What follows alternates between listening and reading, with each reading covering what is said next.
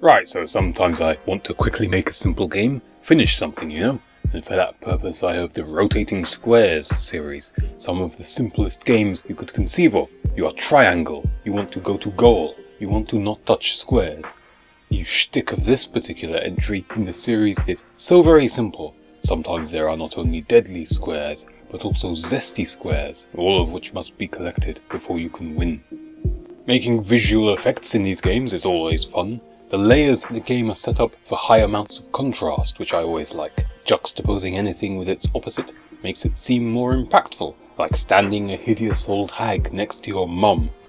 You have the bright fire in the background contrasting against the dark gameplay in the mid-ground, which then contrasts against the bright embers in the foreground. The hollow squares in the background are the odd ones out here. In retrospect, I think they should have been brighter than they currently are.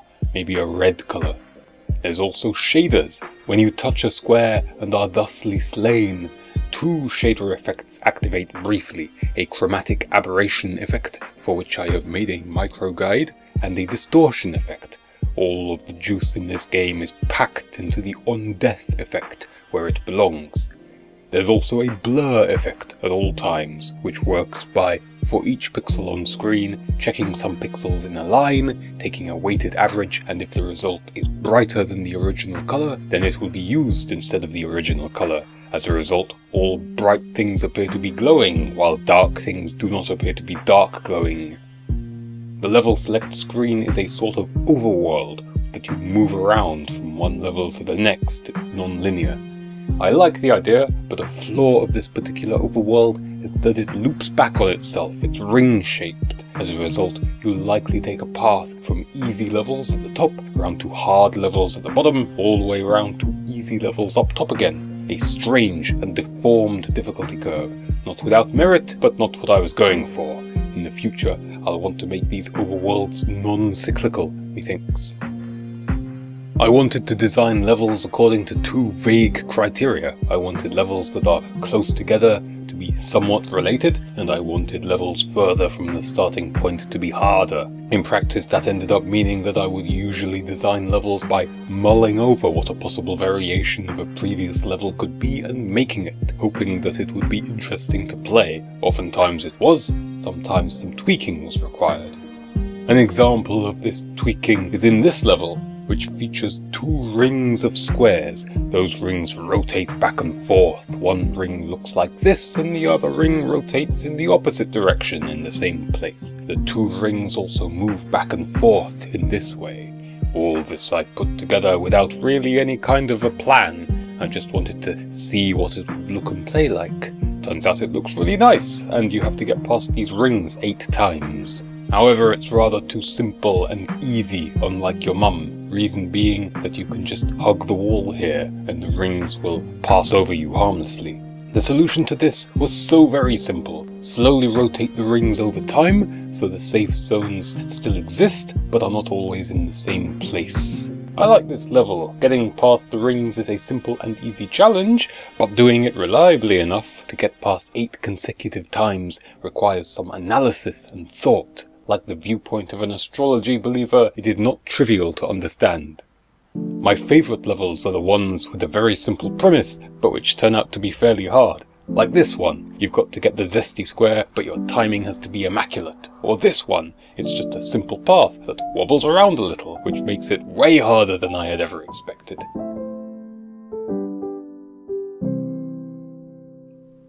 To make level building more convenient, I invested in creating some basic tools for that purpose. Some things that auto-generate squares in lines or rings, and some nodes that move about in particular ways.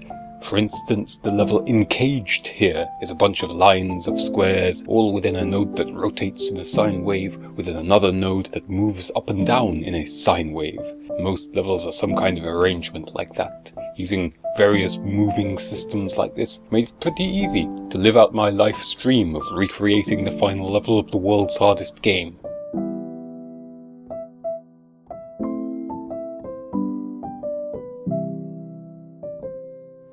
With each game I make, there are some things that I want to achieve. Making a good game is one of these, of course, and money is sometimes also a goal, like with fisticuffs. but I also want to gain knowledge each time, so that eventually I can combine the accumulated knowledge into some kind of hyper game, the Exodia of video games, if you will. Aforementioned level-making tools are one such piece of knowledge. Only in recent months am I looking into making tools to make making games easier and quicker for myself, and I'm finding it more rewarding than bank robbery. These simple tools that do simple things like moving predictably and spawning patterns of squares, they exist for me to solidify my grip on this concept before I use it to smash some larger concepts. The forbidden knowledges of music creation are another that it is my aim to swiftly gain. My skills are now lame, and that's a shame. When noticing a lack of skill in an area, the way forward is not to complain but endure the pain and enhance your brain so skills be obtained. The 3 music tracks in this game consist of first a lo-fi hip-hop piece that I made by looking up on YouTube how to make a lo-fi hip-hop and downloading what the guy used and doing what he did. I learned a lot, what tools are available, what this EQ dealie is. Valuable intel, good exercise. The second music was initially an attempt to do the same again, but without the YouTube man's aid in order to secure the skill in my brain, but it quickly turned into me just doing whatever.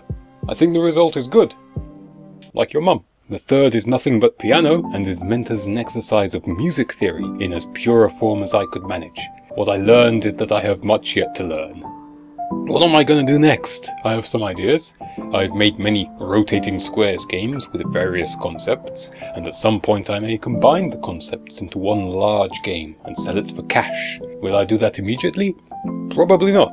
I like to separate my sequels with one or more different projects. Right now, I'm going to go figure out what's next then. Bye! Whee!